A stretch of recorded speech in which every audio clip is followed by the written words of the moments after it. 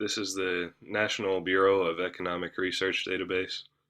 One of the first things I always like to do when doing research is try to find out who is putting out the information that I'm looking at. And over here, they have an About section. As you can see, they have contact information and an address, phone number, email. So typically with all of those things, that probably means that it's a reliable source, or that at least you can look into whether or not they're reliable by contacting them. And it also has an option for people, so that's probably a good sign. Here you can see that you can either search by full text or bibliographic search. Uh, since it's a beginning search, we obviously won't have any bibliographic information, so we'll go ahead and start with full text search. And let's say that we are doing research on exchange rate.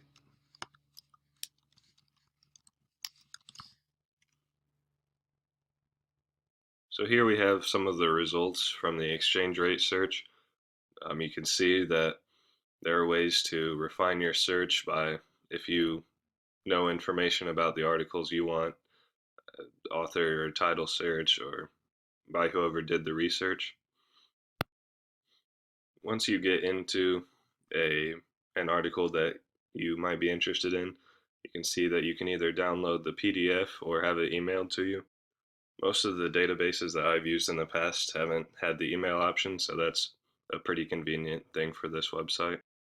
And down at the bottom, you can see some suggested articles from people that have also researched the exchange rate and find other things that might be helpful to you.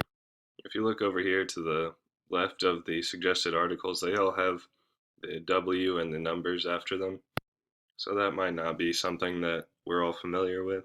So if we scroll back to the top, you can see that this article, The Modern History of Exchange Rate Arrangements, a Reinterpretation, is NBER working paper number 8963. So that's probably what the W stands for. And back on the front page, there's probably information about that. And as you can see at the bottom, NBER working papers have not undergone the review accorded official NBER publications. In particular, they have not been submitted for approval by the board of directors. They are intended to make results of NBER research available to other economists in preliminary form to encourage discussion and suggestions for revision before publication. So this might not be information that's necessarily peer edited, but it's still information that is done by professionals. After you've found some articles, you might want to shift your research to some other. After you've found some good articles and learned what they are about, it might be good to shift your area of focus and see what other aspects of this database you might be able to use for your project. Over here, they have a link to videos. If you just click one of the links, it'll take you to some of the videos. Here, the economics of energy. This is a video produced by the people of the National Bureau of Economic Research. So this is another thing that is not necessarily common on other databases. They actually produce their own videos and have their research talk about subjects on the economy. They actually produce their own videos, so if that would be helpful in on an assignment or a story, then you would know that you're getting information from professionals and it's probably reliable. I talked earlier about the importance of a database or any source having an about section. The National Bureau of Economic Research also has a people section, and over here you can find information from staff members. So if we just choose a common name like Smith